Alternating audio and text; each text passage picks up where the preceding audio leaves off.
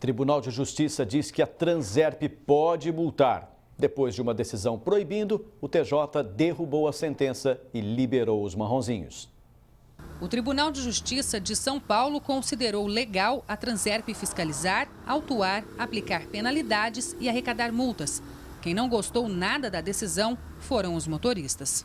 Estão liberados? Eu não estava sabendo.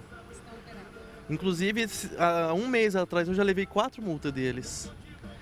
Agora, já tem radar suficiente, né? Fixo na cidade e polícia militar que multa bastante já.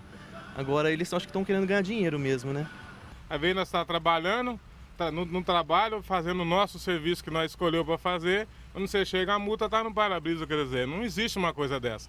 A decisão ocorreu no último dia 14, quando o Tribunal de Justiça julgou a apelação da Transerp na ação popular movida por ex-diretores da OAB de Ribeirão Preto. A ação pedia a anulação das multas lavradas, a restituição dos valores devidos e que a Transerp cessasse suas atividades na área do trânsito. O Tribunal de Justiça, através de 3 desembargadores, reconheceu que a Transerp, no âmbito de suas atribuições, desempenha as atividades de fiscalização, autuação, aplicação de multas na mais perfeita legalidade. Mas a decisão ainda não transitou em julgado. Cabe recursos. Nós estamos aqui diante de uma luta de 6 rounds, estamos no 4º round. Agora, com certeza, haverá outro recurso para o Tribunal Superior, que é o STJ e o STF, e aí sim a matéria vai ser decidida em definitivo nesses 2 tribunais. Mas, por enquanto, prevalece o que foi decidido e ela continua atuando. As discussões sobre a competência da Transerp de exercer suas atividades se arrastam desde 2011. Quando o Ministério Público ajuizou uma ação que pedia que a empresa fosse proibida de multar e fiscalizar o trânsito.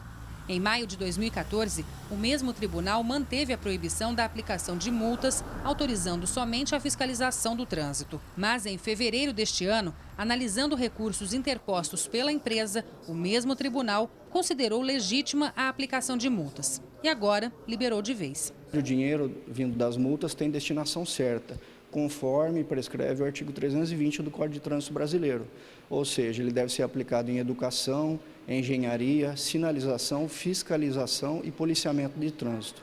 Mas este advogado, especialista em trânsito, acredita que nem todo o dinheiro arrecadado vai para a sua finalidade. A questão da competência dela administrativa, que é questionável, porque ela faz o procedimento, ela aplica a penalidade, arrecada a multa, mas infelizmente a gente vê que não reverte esse dinheiro todo para as questões do trânsito. E aí sim existe o que chama no direito de desvio de finalidade, que pode incorrer até em situações criminais, administrativas, contra os gestores. Ele também faz um alerta aos motoristas que foram multados e pretendem recorrer. Quem foi autuado nos últimos 5 anos e teve, além da multa, pontuação na carteira de motorista e, em virtude disso, foi suspenso, caso o Transerp for considerado incompetente para as questões do trânsito em Ribeirão Preto, a pessoa pode entrar com uma demanda judicial pedindo a devolução do valor e também até, inclusive, uma indenização por dano moral, porque ele se sujeitou a um procedimento em relação à carteira de motorista que ele não iria se sujeitar caso o Transerp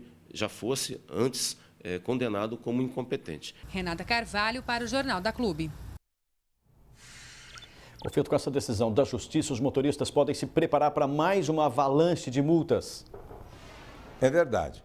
Mas o que nós temos que considerar é o seguinte, pano de fundo, uma luta entre o súdito, que ainda não morreu, e o cidadão que ainda não nasceu. Nós precisamos ser um ou outro, sempre fomos súdito, subdíquitos, debaixo do que foi dito. O cidadão não, o cidadão diz e as instituições ouvem, mas ele não é ouvido.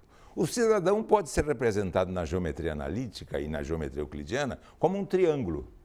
E todo triângulo tem 3 vértices.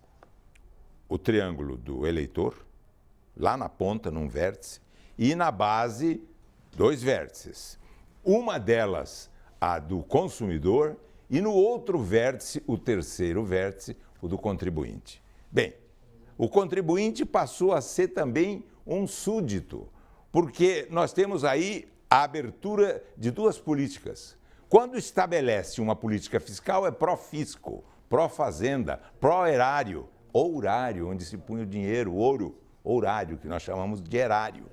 Ou então nós não temos esta realidade e partimos para outra. Precisamos constituir o cidadão. A política fiscal é pró-fisco, mas quando ela é política tributária é pró-contribuinte. É essa dificuldade que precisa de ver. Pró-contribuinte, se o cidadão não nasceu ainda, e o súdito encontra-se em situação agonizante. A verdade é que a Transerp, que fiscaliza e que multa, ela é uma empresa de economia mista. Ali coexistem, a maioria capital estatal, capital da Prefeitura Municipal de Ribeirão Preto, mas boa parte é de particulares. Então o particular participa das benesses e dos recursos advindos com a multa.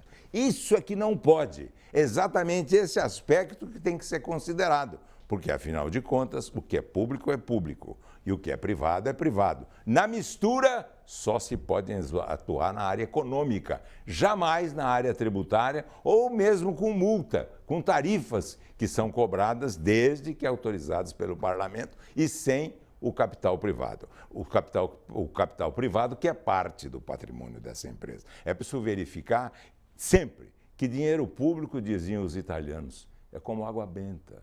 Perto, todo mundo põe a mão. Isso.